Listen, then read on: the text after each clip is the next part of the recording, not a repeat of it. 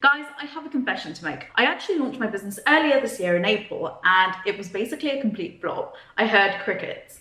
I concluded that the main reason for this was because I didn't have my niche clearly carved out. In this video, we're going to talk about what a niche is, why it's important, and how you can find your own niche. I've also created a workbook to help you along in finding your niche. You can find this in the description box below. Subscribe and hit the bell if you're a budding candle maker looking to start and grow your own business. You can also follow me on Instagram at Luna London Candles. Hey everyone, welcome back. My name is Ishani and I'm the creator of Luna London, a home fragrance company launching this month. On this channel, we talk about candle making and selling candles online. So guys, as I mentioned, we're going to be tackling niching today. A common thing I've seen many makers struggle with is growing their brand awareness and growing a following on social media. The mistake that many makers make is that they either don't have a niche or their niching is too broad and stops at either candle making or soy candles or being hand poured. This is a mistake because while candle making is technically a niche, it doesn't differentiate you from all the other makers out there and doesn't let potential customers know why they should buy from you. With using terms like soy-based or hand poured, while it's really good features and benefits, it's actually terms that everybody uses these days, and it can be really confusing for a customer. It feels like everybody's doing it, so what makes your brand special if everybody's soy-based or hand-poured? Now, I'm not saying that these features and benefits shouldn't be highlighted. They're amazing features and benefits, and you should definitely promote them. But if we want to grow a brand and stand out, we really need something more. Finding your niche will really elevate your business because it'll make your brand stand out amongst the noise and reel in your ideal customer. So you might be thinking, okay, Ishani, that sounds really nice. We want to elevate our business, but what is a niche? In our case, a niche is a segment of a larger market and is defined by its own unique identity, making it different from the market at large. Niching is so important because it allows your customer to easily understand what your products are about and why they should choose you over the thousands of other brands around. By doing this, not only will you see your social media engagements grow, but also your profits too. So as I mentioned in my intro, I launched earlier this year and I basically put some items on Etsy and it bombed so badly. I literally got my first real sale like a month ago, which was 6 months after I listed my products. The reason for this was because my niche and branding were just not clear enough and frankly not good enough to entice anyone to buy. I was really struggling to grow my following on Instagram, and I found the main people that were following me were other makers or other candle makers, and the reason for this was because they kind of expected a follow back and weren't really interested with my products and engaging with my content. I was getting really frustrated with this loop because it felt really pointless. I wasn't attracting my ideal customer and actually people who'd want to buy my product. From this massive failure, I went on a mission to research branding and marketing as much as possible. And I really wanted to make this video early on because I know this is exactly what happened to me, is where I spent so much time on the technical side of candle making and I didn't realize that branding and marketing was just as important as the technical aspect of candle making if you want to sell. I feel like this is a common thing with us makers. From what I've seen on candle making Facebook groups, I'm not alone in this. People spend so much money on testing and making sure their candles are safe, which rightly so, we definitely have to be doing that. But at the same time, I think all makers should also be learning about marketing in parallel. And this seems overwhelming because I think just the technical side is mind-blowing, but it is really important, especially if you want to create a successful business. Marketing is so important and ideally should be learned in parallel with making process of a candle. So once I had this reality check, I knew that I wanted my brand to be something that could stand on its own. At the time, I didn't know I was going to do YouTube, so I really didn't want to use YouTube as part of my marketing strategy. I wanted my brand, Luna London, to be something that is just completely isolated from my YouTube channel. For me, I was really passionate about creating a unique experience for my customers, and I wanted the brand to stand on its own whether or not people watch my videos. With that in mind, I really started to focus on what niche I wanted to go down. I had a few ideas, but in the end, I decided to go with meditation and healing crystals, and so Luna London was born. Now, I decided this by having a content brainstorm. I did this by writing down all of the different things I was interested in and basically had a list of different possible niches. From the long list of niche ideas, I decided on going with 3 that I was really passionate about. Once I'd narrowed down my 3, I basically wrote them on a piece of paper, so I made a heading for meditation, and then underneath it I started to write different ideas I had for content I could put on social media, different collections I could make for candle collections, and also related products I could launch under that specific niche. I had so many ideas for what I could do with the theme of meditation that it far outweighed the other 2 niches I was considering.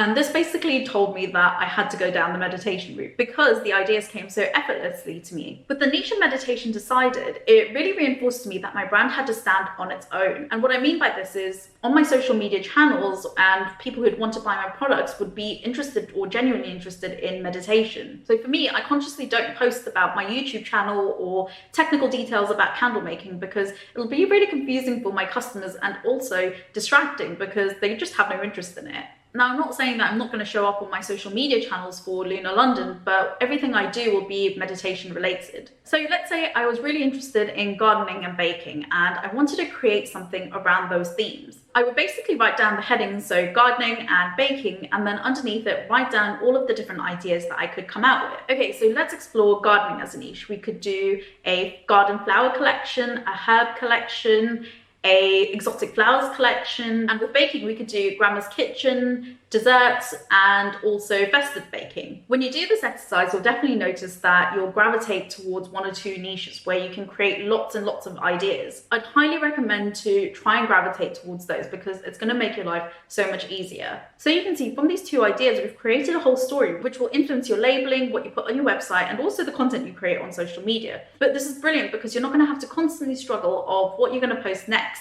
and you're not always going to be constantly bombarding your customers with salesy stuff, which will really burn them out and may lead them to unfollow. What you're also doing is putting a story to the exact same fragrance oils that's available to everybody and putting your own unique twist to it. So when it comes down to it, if somebody who loves gardening is going to buy a candle, they're more likely to gravitate to you and your products and your brand versus someone who's just very generic or a completely different niche. They're also more likely to recommend your products to other gardening friends. This is because you've developed an authority by narrowing down and speaking to a specific group of people about a specific subject. I'm not sure where I've heard this, but this really put everything into perspective for me. And it's, if you're trying to speak to everybody, you're speaking to nobody. And this is especially true when you're starting out. It's much better to go very niche, speak to a specific group of people and gain that audience and gain that loyalty and then grow from there, because when you start changing, if you want to broaden your niche later, they're more likely to stick around because you've already built that trust with them. By implementing my niche, I found that my brand image is way more stronger and my social media following is gaining a lot more traction, and I'm building up an audience a lot faster than I was